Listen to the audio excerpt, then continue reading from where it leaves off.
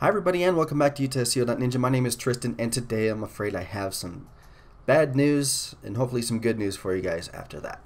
So it has been officially announced that Google Chrome is killing off the physical web feature for their app, and so the main way that about 95% of Bluetooth beacon and proximity marketers are using the beacons is going bye-bye. Google announced yesterday, and just to read from their post, folks, over the last few years physical web features have piecewise graduated out of the small project within Chrome and into Eddystone nearby notifications in the beacon platform. With the majority of our original work now built into the Android platform, it is now time to clean up the few remaining physical web features from Chrome. Physical web scanning will no longer be included in the revamped iOS widget in M62, which we've already seen. We will be disabling our Omnibox experiments with Google Chrome for Android. That is the notification bar that will show up whenever a beacon is nearby. That is now going away. And we will remove the remaining physical web settings and diagnostic pages from Chrome. These remaining features haven't had the uptick to suggest that Chrome UI is the right place to surface beacons. The iOS widget was a useful tool for demos but was not actively used by many real users near the beacons. The Omnibox experiments were a hopeful project but did not have as much impact in practice. These changes are only to the way that Google Chrome browser scans for beacons. Otherwise, the various beacon functionalities across Google products, including nearby the developer APIs for app integrations, and the use of beacon as a location signal across Google products, are unaffected. And then after that, they go on to talk a little bit about the history of, them working with beacons and so on. And so what does that mean for us? Okay, basically what that means is that we need to start looking at some other ways that we can use beacons in order to actually generate profit and provide an additional service for the places and the locations that we're going to be placing these beacons. Now, in my opinion, it should have been the way that these things have been set up from the very beginning. I said it a few times now, I really don't like that fishing approach. Leave the beacon, hope somebody bites. It just doesn't work for me. I don't like randomness in my projects.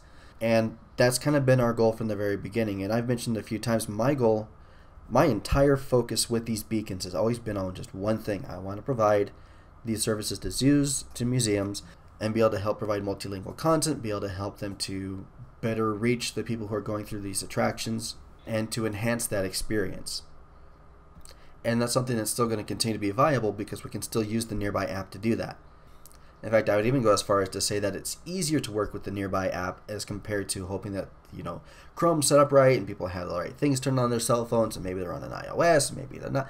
It's just easier to focus on the Nearby app or to be able to create our own version of the app using these APIs. It's something I'm still learning, but I have the software here on my computer that will help me to create these apps, and it's something I'm learning to do. And that's always been our focus. We've already sold our first zoo contract. It's actually progressing really well. Very, very exciting project. Really happy about it. We're working with a couple of different locations. We're working with a couple other projects that we're really excited about. And we're even going to be taking these things to restaurants. We're going to be taking them to retail stores. We're going to be taking them to all kinds of places. And I think that in order for our industry to evolve and get past this challenge, we need to look at these other ways that we can implement the beacons. It's improvise, adapt, and overcome. And I think this is the adapt time. I think this is where we need to change that focus from fishing to having a targeted and focused approach with the beacons. And so I know that a lot of you guys are already doing this. I know a lot of you guys are also very curious to learn more about how we've done this, especially based on all the emails I get. I get 4 or 5 emails from you guys a day asking about like the zoo and how we're doing all this kind of stuff.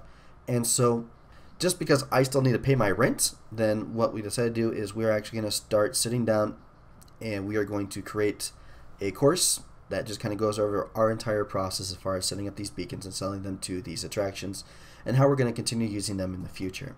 So as it stands right now with the course, we're looking at talking about 2 or 3 big projects. We're actually going to use one of those projects. It's actually a smaller project. So 2 big projects and a little project. One of them is going to be the zoo. I want to tell you guys about what we did, how we sold it. We're going to talk about the services that we're providing. We're going to talk about the beacons we're using. We're going to talk about how we set everything up, show you guys step by step how we actually build everything. And it's also going to include the way that we are sourcing the translation. Now, I don't like talking about this very much because it's like talking about a dead person, talking ill of a dead person. And that dead person is my previous career as a translator. I hated being a translator. It was awful. I was never good at it. I never enjoyed it. And the only reason that I did it was because I needed to pay my bills, and I didn't have any other real options available at the time. But that being said, I was able to grow my little business from being just a one-man freelancer to having an agency with 650 translators working for me. 17 different languages, and all of them were handpicked and specifically chosen because we had this project in mind from the very beginning. This is something I've been working on for 5 years now, just shortly after my wife and I got married.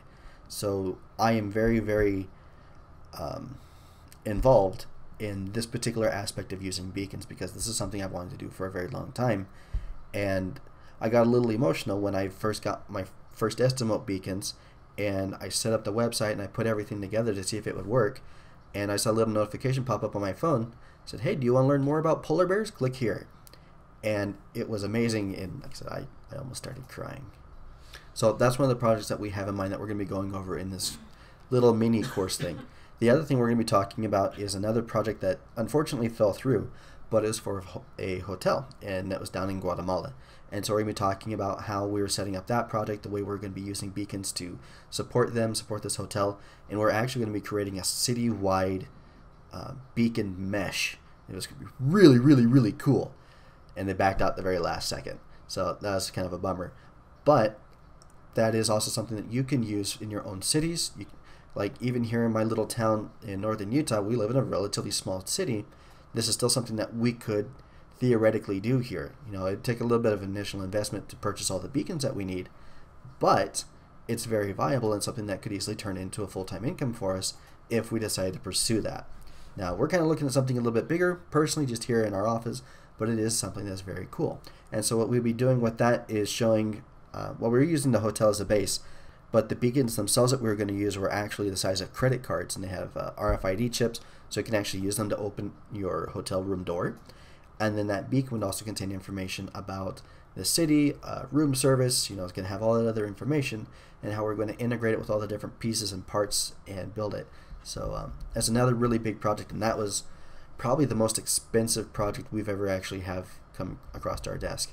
Like I said, unfortunately, they backed out the very, very last second. Like, we were signing the contracts, and I forget what happened. There was some sort of an internal issue, and they had to back out. So those are the kind of projects that we want to be talking about. And then the last little project we're going to be talking about, we're actually going to do live here on this channel. We're going to do it for free, but just to, again, give you guys some additional information about things that you guys can do with these beacons, you know, without relying on physical web. And that is my favorite burrito place. We've talked about our favorite burrito place quite a few times. We went, we talked to them. We're going to be installing a couple of beacons in their location. We're actually looking at doing something a little bit different now. We actually like this a lot better. So we're not going to be using traditional beacons. We're actually going to be using NFC cards, which are really, really cool, and they're a lot cheaper than beacons. And we're going to be using that to, again, promote this particular restaurant. We're going to set up our remarketing. We're going to set up the menu. We're going to set up the online ordering. So all people have to do is push the button, put in their payment information, and then we can take that order and they can get all that other cool stuff. We're going to build email lists and the whole kit and caboodle. So we're actually going to be putting that together live, and we're going to be showing it here on this YouTube channel. Just out of coincidence, it coincides with when we normally do our annual Weebly updates and tutorials. So we're going to be building this restaurant site on Weebly, and we're going to be doing the entire process here. You guys can watch that just to kind of get an idea of what's going to be going on in this course. Now, it is going to take a little bit of time for us to build the course. We're talking a couple weeks, maybe a little bit longer. And if you guys don't want to wait that long, then you guys can also reach out to me. I'll leave my email in the description of this video, and we can offer the same information and just do it in a one-on-one setting. So if that's something you guys are interested in, let me know. We're thinking for a price for this thing of being about $247.